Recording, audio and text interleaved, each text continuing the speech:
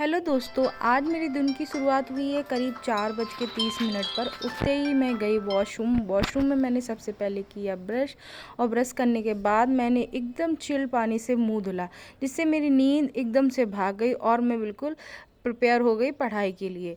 अब मैं गई अपने रूम में जाते ही मैंने अपने टेबल को मैनेज करने के बाद अपना टाइमर लगा लिया।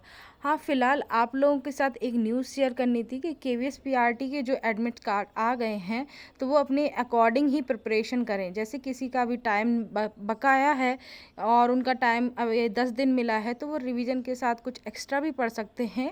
और जिनके 21 को ही एग्ज़ाम है या फिर नियर है, तो बिल्कुल स्ट्रेस ना लें और जो भी पढ़ा है उसे बार बार रिवाइज़ करें।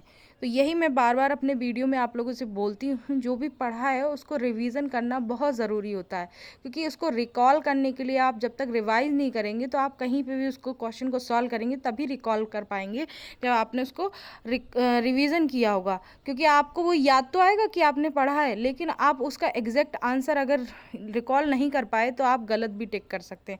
इसीलिए रिवीजन करना वेरी नेसेसरी। तो यहाँ पे मैं बैठ गई पढ़ने के लिए। जैसे आप लोग को पता है कि सुबह का टाइम मेरा सीडीपी के लिए डेडिकेटेड रहता है, तो मैं सुबह सिर्फ सीडीपी पढ़ती हूँ। मेरे 5 यूनिट के नोट्स प्रिपेयर हैं, तो मैं एक कोई यूनिट उठाती हूँ और उसको दिन भर पढ़ती हूँ। और मैं बीच बीच में ऐसा नहीं है कोई भी पोर्शन पढ़ लूँ, मैं सिर्फ उसी यूनिट को बार बार पढ़ती हूँ, चाहे वो मेरी कितनी बार भी रिवाइज हो जाए। और यहाँ पे मैंने टाइमर भी लगा लिया है। टाइमर लगाने से मुझे बहुत ही मोटिवेशन फील होता है। आप भी टाइमर लगा के अगर पढ़ते हैं तो आप लोग बताइए आपको कैसा फील होता है। मुझे तो बहुत अच्छा लगता है और मुझे मोटिवेशन इस तरीके का मिलता है कि मैं अपने जो स्टडी टाइम है, जो मैं अपना ट्रैक करती हूँ, मैं उसको डेली इंक्रीज़ कर पाऊँ, मुझे ऐसा फील होता है। तो मैं ज़्यादा से ज़्यादा पढ़ पाती हूँ। तो यहाँ पे मैं सीडीपी का यूनिट 3 का रिवीजन कर रही हूँ। तो यहाँ पे सीडीपी के जो यूनिट 3 में है वो मैं अच्छे से रिवाइज़ करूँगी, अच्छे से पढ़ूँगी। और सेकंड यूनिट का कुछ पोर्शन मेरा बचा हुआ था, तो मैं उसको भी थोड़ा बहुत उसको भी रिवाइज़ कर लूँगी। ये नोट्स मैंने खुद से प्रिपेयर किए हैं मैम के पेड कोर्स से। लेट्स करियर बिल के ऐप से मैंने ये पेड बैच लिया था, उसी से मैंने ये नोट्स प्रिपेयर किए हैं। तो अभी फ़िलहाल मैं इसी की प्रिपरेशन कर रही हूँ केवीएस की। आगे डीएसएसबी वगैरह के भी एग्ज़ाम आने वाले हुए लगे हुए हैं, इसीलिए मैंने अच्छे से नोट्स बना लिए हैं कि मैं कोई भी एग्ज़ाम के लिए अब बार बार नोट्स ना बनाना पड़े मुझे सीडीपी के। इसीलिए मैं बस उसी को बार बार पढ़ूँगी और अच्छे से आपके अपने एग्ज़ाम्स को दूँगी। अभी ये मेरा फर्स्ट टाइम ऐसा एग्ज़ाम है जो मैं टीचिंग लाइन से जो एग्ज़ाम है वो दे रही हूँ। पहली बार टीचिंग वाला एग्ज़ाम मैं दे रही हूँ। इससे पहले मैंने अभी तक सिर्फ बैंकिंग और एसएससी और रेलवे यही सारे एग्ज़ाम दिए थे, टीचिंग का भी कोई भी एग्ज़ाम नहीं दिया था। तो ये मेरा टीचिंग का फर्स्ट एक्सपीरियंस है कि मैं कैसा एग्ज़ाम जाता है मेरा। मैंने प्रिपरेशन तो कर ली है और यहाँ पर मैंने लगभग 1 सवा घंटे पढ़ाई करने के बाद मैं चलती हूँ अब एक्सरसाइज के लिए, क्योंकि सुबह मेरे स्कूल का टाइम भी चेंज हो गया है, तो मैं थोड़ा जल्दी उठ जाती हूँ। लेकिन मैं उतना नहीं पढ़ पा रही हूँ अभी जितना मैं मेरे 10 बजे के स्कूल थे तब पढ़ पा रही थी। अभी मैं सिर्फ 1 डेढ़ घंटा ही पढ़ पाती हूँ मॉर्निंग में, और मुझे बहुत सारे काम भी रहते हैं सुबह, तो इसी वजह से यहाँ पे मैं स्कूल के लिए रेडी हो रही हूँ, क्योंकि मेरे स्टूडेंट्स भी आ गए हैं, तो मैं नहा धो के ही बैठती हूँ उनको पढ़ाने के लिए, और फिर उसके बाद मैं स्कूल चली जाती हूँ। तो स्कूल से आने के बाद ये स्कूल से आने का टाइम है, तो मैं आते ही बैठ गई। और जब मेरे हस्बैंड घर पे नहीं होते हैं और उस टाइम मैं बहुत ही फ्री फील करती हूँ, तो मैं सिर्फ स्टडी ही करती हूँ। वो रहते हैं तो मुझे लगता है कि उनके साथ टाइम स्पेंड कर लूँ, तो कभी कभी माइंड डिस्ट्रैक्ट भी हो जाता है, तो इसलिए पढ़ाई कभी कभी दोपहर में डिस्टर्ब होती है। लेकिन अभी मैं इस टाइम को फुल यूटिलाइज़ करूँगी और बिल्कुल भी डिस्ट्रैक्ट नहीं होंगी। आप लोग भी किसी भी चीज़ से डिस्ट्रैक्ट मत कीजिए। कोई भी प्रॉब्लम हो उसको सब भूल जाइए आप, मतलब प्रॉब्लम नहीं, मतलब कोई भी कुछ भी हो, आप किसी से भी कुछ भी करना हो, कोई भी आप उस इंटरेस्ट भी क्यों ना हो, तो सब भूल जाइए आप। जब तक आपका एग्ज़ाम नहीं हो रहा है उन सबको भूल के आप सिर्फ पढ़ाई करिए।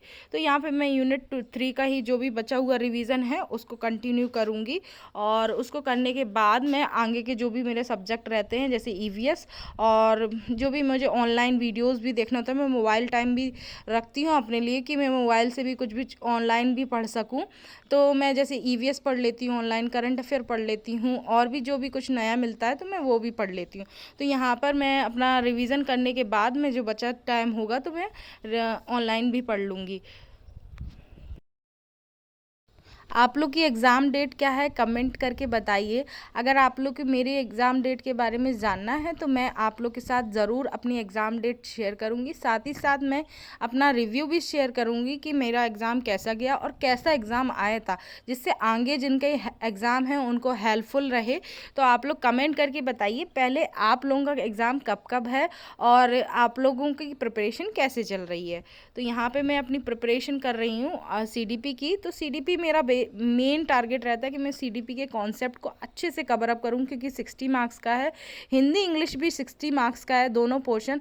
लेकिन मैं उनको उतना वेटेज नहीं दे रही हूँ अभी। आप लोग अपने अकॉर्डिंग सेटल करिए, क्योंकि मैंने हिंदी पहले से पढ़ रखी है। मैं अभी कॉम्पिटिटिव एग्ज़ाम दे रही थी कंटिन्यू में, और इंग्लिश भी मेरी पहले से पढ़ी हुई है, और मैं स्कूल में भी पढ़ाती हूँ, ट्यूशन भी पढ़ाती हूँ। तो इंग्लिश और हिंदी को मैं इतना टाइम नहीं दे रही हूँ। लेकिन सीडीपी मैं कहीं नहीं पढ़ाती हूँ, ना ही मैंने पहले पढ़ा है, इसीलिए मैं उसको बहुत टाइम दे रही हूँ। ईवीएस ऐसा सब्जेक्ट है जो मैं छोटे बच्चों को जो ट्यूशन पढ़ाती हूँ उसमें साइंस का जो पोर्शन है वो मेरा सब कुछ उसी में कवर अप होता है। लेकिन मैंने फिर भी ईवीएस के लिए अच्छे से नोट्स बनाए हैं, और उसको मैं थीम बेसिस एक एक टॉपिक पढ़ रही हूँ। उसको अच्छे से आप लोग भी प्रिपेयर करिएगा। Health condition, structure, functional structure, activity, participation, functional impairment, disability and मिलके कॉन्टेक्चुअल फैक्टर बनेंगे। Education school promote, educator school promotes good working environment with the adequate support system, and it will lead to better productivity. Parents is to equal better learning outcome. To their words, student develop more interest in learning, leading to low drop out.